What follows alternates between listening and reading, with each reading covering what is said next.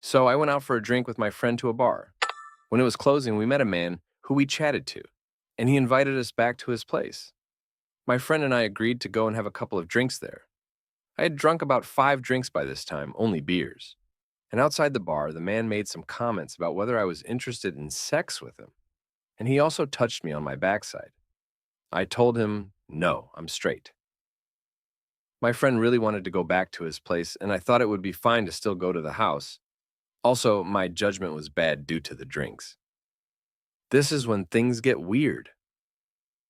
Once inside the house, the man brought out a packet of white powder. I don't use drugs, so I declined.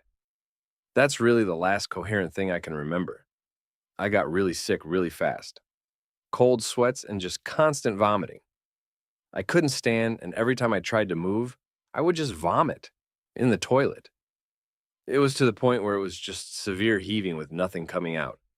I remember my friend helping me out of the house and saying something about me being spiked.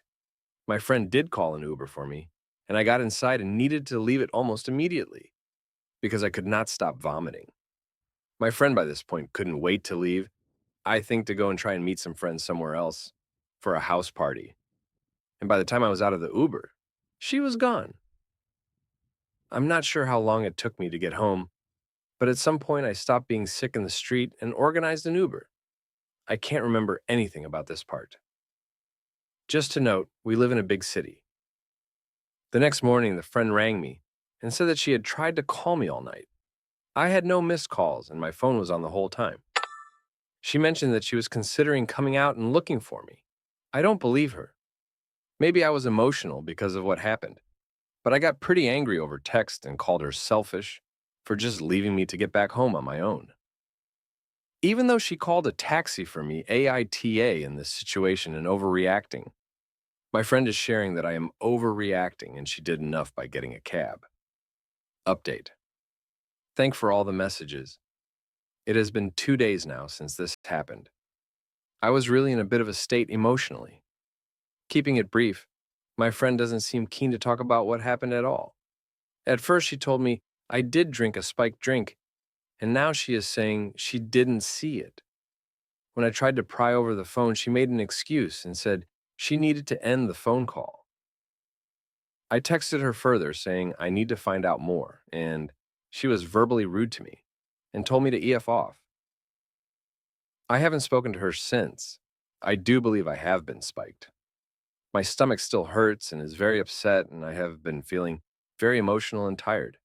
It still remains a mystery to me, and without my friend's input, which I no longer trust, I don't think I will ever know. It seems she wants to downplay the seriousness of the situation so she can shirk any wrongdoing on her part. This is a person who I have known for a very long time, and who I have always ls been a very loyal friend to. It breaks my heart, really.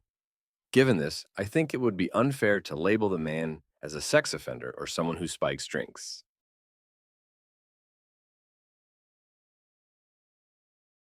I, 25, and my friend, 22 FNA, had made plans to go see a concert. I had managed to get some good tickets for a great price. For context, we're both neurodiverse. I do get stressed about lateness or changes to plans, admittedly. I had also paid for the concert tickets and travel tickets. The agreement was she'd cover food and drinks.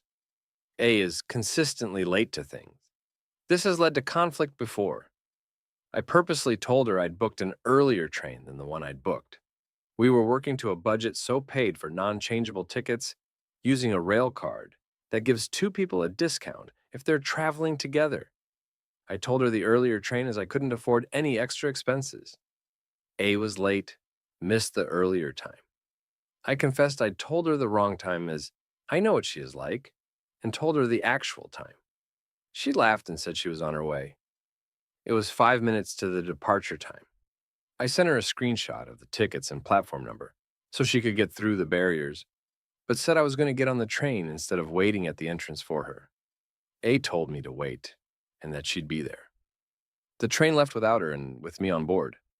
A rang me, asked where I was. I told her I was on the train, but if she spoke to the ticket desk, they could help her book a later train if she still wanted to come. She started shouting at me, saying I was horrible for leaving her behind and that I knew she couldn't afford another ticket. She blamed her ADHD for being late, which I said wasn't an excuse, as I have ADHD too and managed to make it. In the past, I've shared tips with her on what I do to be on time for things. I told her I was happy to meet her at the venue, if she could get me here. Her response was that she was going home and didn't want to go anymore. I rang another friend, Z, who lives near the venue, and said I had a spare ticket. They went with me. We had a great time, but I was angry at the other friend. Fast forward 2 days. She's still kicking off at me over messages, saying I'm a horrible person for giving her ticket to someone else and going without her, as we made plans to go together. I've tried to acknowledge her feelings of missing out, but ultimately said I can't not live my life just because she's late.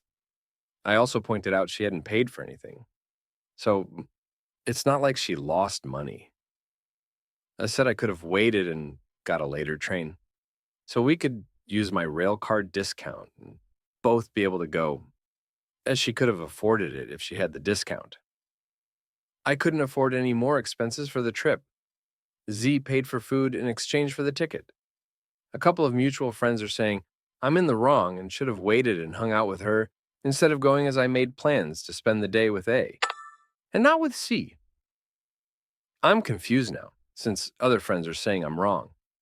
So to break the tie, I'm asking Reddit, NITA, edit to update. I've since spoken properly with the mutual friends. They've apologized and said they didn't have the full story. I genuinely have accepted their apologies, and there's no hard feelings between us. I've muted A's messages. Something tells me she's found this post as she was blowing up my inbox. Edit, for context. I refer to her as disabled in the heading as she said, and I quote, "You left someone with a disability behind and didn't help them.